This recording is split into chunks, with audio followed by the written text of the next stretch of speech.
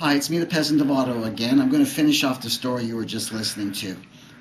So anyways, like I said, Mary Brown goes there, checks out. I go myself. It's fucking bullshit. But anyways, uh, after that, about 6 months later, like I was saying, Control X was out of business. I was forced to move um, because it was just too crazy, and I was getting cockroaches in my apartment already. The news got around. Now this building, okay, I went to Alex Cullen and I had him come and see the building. I discussed this. Like I said, I brought the fire department in. They had the fire doors painted shut. They had to put an independent transformer on the roof for the elevators because they kept breaking down. The place was a nightmare after Controllers Corporation took it over. They were the glass building there, that mirror building on Colonnade Road. And it was pretty intense, let me tell you. You know what I mean? I don't know who did the oil thing. I don't really care, but boy, it looked good on them because I called him up. The same guy that told me he didn't give a shit about my daughter, I told him, do you give a shit now? We'd band together and we kicked their asses all over the city. You know what I mean? We were the talk of the town, so to speak. So anyways, that's with property standards. You know what I mean? You don't have to live the way you do. You pick up the phone, 613-580-2424, have them come in, you know what I mean? Do a written complaint, and they'll be happy to come in and talk to your landlord about it. You don't have to live the way you do. So where do we go from here? This is part 2. So I leave Control X Corporation, 2880 Carling Avenue, and I move to Dover Crescent on Maryville, where I get to meet a guy named Frank Aboli. Anyways, this guy's something else. I'm there a couple of months, and I noticed that I have a drain vent in the roof of my shower, and I'm wondering why this is like that. And one afternoon, the two doctors that lived upstairs from me and Melanie are taking a bath. And the drain of the bathtub, when you overflow the water, it goes down, but it runs into my bathtub, which I have to clean up everything or go into my, when I'm about to take a shower, everything is from their bath upstairs is down in my bathtub. So again, I call in property standards. And they make them fix it. They make them cut the ceiling out, fix the problem with the pipes. There was a problem. He said I had 2 cockroaches in my apartment. Didn't know where they were coming from. He was saying to me that it was coming from independent groceries, like that one on Kirkwood there, no name. And they were coming into my cereal boxes, and he was an authority on this. Well, anyways, the guy below me was he was a Muslim. He was some sort of a priest or something like that. After he moved out, his place was loaded with cockroaches. But anyways, I was having a problem that winter with the back room. It was very, very cold. And I was downstairs with him at the cold storage locker saying, why don't you put a heater in here which will heat up the room, which can be used? He gets all upset. As I'm walking out, he grabs me by the back of my arms and pushes me out of the locker area. So, trying to keep my cool, I let it pass, and I went upstairs to the apartment. I called the police, brought them there, made a report, told him if he touches me one more time, he's going to wake up in the hospital. So the police go see him. Next thing you know, he's coming back to me, oh, you got to go and take that away. And I said, listen, buddy, you don't put your hands on me, okay? So anyways, I left there and I moved to Blue Heron up in Canada. It's a new co-op. Hey, sure, brand new place, no problem. Well, anyways, we get in there with Melanie, and next thing you know, I go on the board of directors because I didn't want to deal with the stupidity anymore. Well, the board of directors were, oh man, they were class acts. The person that was made president of the co-op, he worked for the people that owned it. So one night, just around Christmas time, we have a Polish family that's freezing their ass off. And this is all water heat. And I go to the guy and I say, listen, we got to get these people in, fix this water problem because it's all water heated and everything like that, so these people are not freezing over the Christmas holidays. And basically he sloughs it off. You know what I mean? Can't get anybody in. He could have got somebody in to fix this problem. He just didn't want to because of the conflict of interest. And he was the president there for quite a while after I left.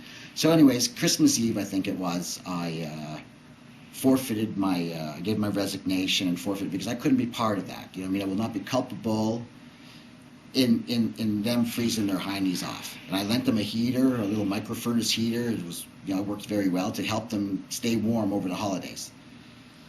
And that's too much. So I left there and I went to a friend's place. And then from there, I stayed there for a year and I moved to Minto across from Bayshore Shopping Center. Now, I'm there a year. I have a pool at 98 Accor Village. I go swimming, get exercise for my back, you know, because I'd been ill with being a morphine addict. Anyways, I'm there for a couple of weeks. Next thing you know, the chlorine burns the hair off my body. And I got a lot of hair on my body. And it was gone. So ladies, I noticed like when you shave your legs, because man, trying to sleep when that hair was growing back was something else. So anyways, I called in the health department and have them check the chlorine. And they do, and I tell them at the same time that, you know, you got to check for the ring around the bathtub. It looks like it needs to be cleaned, you know what I mean? And this is Minto, okay? And they're getting large rent, and they have a manager there at the pool, can't even control the chlorine. And oh, by the way, the stainless steel there, when I was talking to the health department, it was all full of rust. Now, rust retains bacteria and stuff like that. So anyways, I couldn't swim anymore there because I was losing the hair on my body. I get a phone call from Minto saying they're sorry. Well, sorry, don't cut it with me. Now, let's talk about the apartment that I was in. I think it was 406 at 25 Accor Village on Woodridge Crescent. So I'm there. It's a one-bedroom, yes. Now, it's got blowers, okay? The problem with wintertime when you're using the heater, it's blowing up through the floor and out the vent all this crap. Because I super sweep every 2 days, easy. And I was getting all this crap, and I didn't know where it was coming from. Until, I figured out that it was coming from the floors and everything, because it's never been cleaned, which is a big, big disappointment. But anyway, so I left there, and I get a phone call, actually, from the rent subsidy. And this is where it starts with Minto with me. It started back there, but this place is something else. So this is how this story goes. And I'll try and make it brief. I've been here, I moved in here 6 months ago. I get a phone call one afternoon from rent subsidy at my Minto across Bayshore. Kim, we have a 2-bedroom apartment for you. It's going to be completely renovated, carpeting, new everything, new kitchen, new bathroom, new everything. And I say, hey, of course, I'll go and see it. Call Amanda, I think her name is Montroy. I hear you got a place. Yes, Kim, would you like to come see it? I come with my daughter and her boyfriend, and we see the apartment. Now, people are living there, but it says, Kim, we're going to have new stove, fridge, you got the dishwasher, new counters, cupboards, the bathrooms, new tile, new tub, new carpet, everything painted, fresh to go. I say, great. That's the best news I've had all year. So, I'll take it. A week later, I'm getting a phone call from Amanda telling me, Kim, we're terribly sorry. We rented it to another family, but would you take apartment 513 on the same floor, which, and I quote, has been renovated, and no one has lived in it since it has been renovated? I'll go down, take a look. Come down, take a look, walk through the place, see a couple of things, but no problem. You know, they'll take care of it, right? Because this is a completely renovated apartment, and no one's lived in here since it's been renovated. So, I get here. I'm moving in. And now I notice when I'm moving in and signed the lease that the things that, the tweaks that need to be done weren't done. Well, now they're ignoring me. So I call in property standards. Get them in here. We go through the apartment. When you use the stove is old.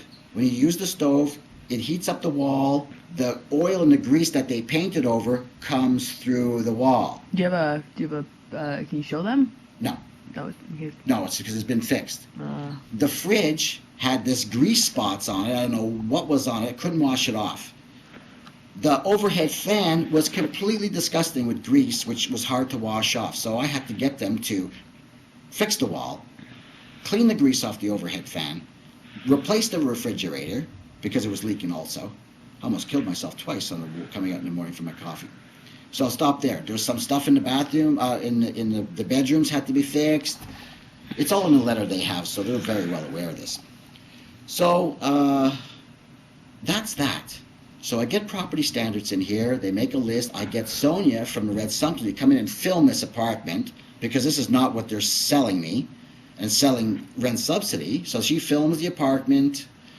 When I have property standards in here, I am talking to Amanda, and I turn to her with the girl from property standards standing there, and I say to her, I'm going to go down and knock on my door to 520 and introduce myself and my daughter, and I'll bring them a pie to welcome them to the neighborhood. And she tells me, I can't do that. That's an invasion of privacy. And I tell her, listen, lady, I can do whatever I damn well please. And if I want to visit my new neighbors, I will. Anyways, I knew perfectly well that no one's lived in there. They haven't done it. I just knocked down the door recently, and the place is hollow. Nobody lives there, because I've tried many times to meet the people that moved in there that Minto had given the apartment to. Listen, they only sucked me in to grab the cash. You know what I mean? Because this place is, what, $1,300 a month? Basically $1,343, I think it is, a month for this apartment. But I pay $242 through rent subsidy because I'm on disability. Anyways, I have to call in the electrical authority to the bathroom because there's an electrical problem in the bathroom. So the girl comes here from electrical authority. She says, Kim, you have a weak breaker in the kitchen for the toaster microwave. It blows all the time. And the lights in the bathroom, when you walk in, it's dim. They're not fluorescent, by the way. They're just electrical. And when you take a shower, the water and everything, when you have the door closed, you're taking a shower, it lights them up. And we're going to give them, and like the girl told me, I think her name is Christina. I have her business card here. Anyways, she tells me that we're going to get dead in this apartment. So she promises me that she's going to go see them, make a report, and the problem will be taken care of. And I quote her. She says, I'll give them a 30-day notice. Every day after that this electrical problem is not fixed, it will be a $500 fine. I quote. So, it's been a couple of months now, and like I say in my letter, Minto must owe them a hell of a lot of money because no one's come to fix the problem. The only thing they've done is replace the light bulbs. Wow, that's high-tech electrical stuff, man. Anyways, nothing's been fixed on that. She won't even call me back. I've called her many times. She refuses to return my call. So something's fishy here, like a payoff or something like that. You know what I mean? Like, how did they get away with this when I'm being told one thing and there's nothing happening? So anyways, I call up Sonia on the 14th of this month. And I tell her the problem here, and she says, look into it. But on Monday, the 14th, actually I called her on the 16th. It was the 14th when I went to Minto saying to them, how can I help you evict me?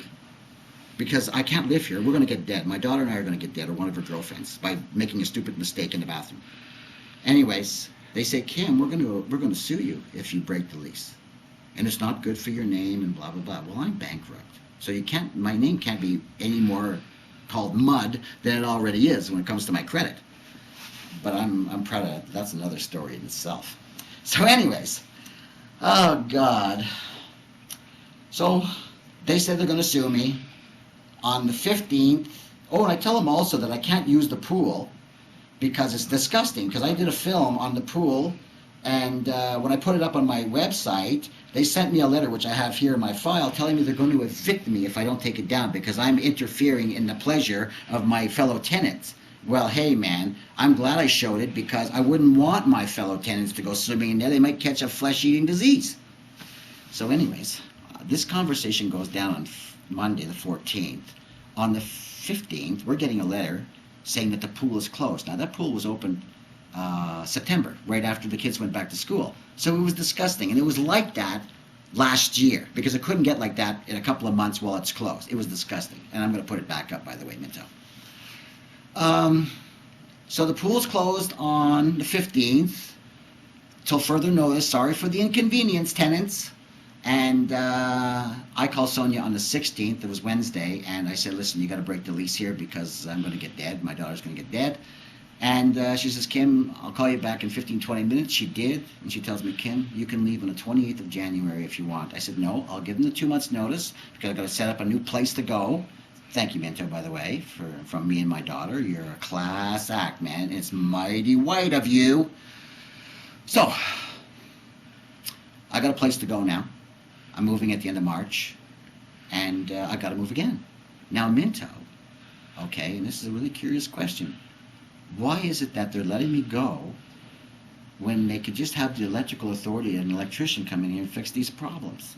They don't want to do it because that means it's going to cost them money.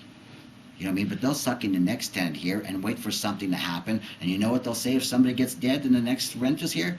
Do you have insurance? Because that's what they all say. So, I'm leaving at the end of March. I'm happy to be leaving. At least I know my daughter and myself will be safe. We can take a shower without fear of getting electrocuted. And that's that. So you have problem, Ottawa, with the apartment landlord? You call 613-580-2424, property standards. You get them in. You have the landlord, them help the landlord to get their head out of their ass and fix the problems in your apartment. Minto, I'll never rent from you again. And this has not been a very good experience with you.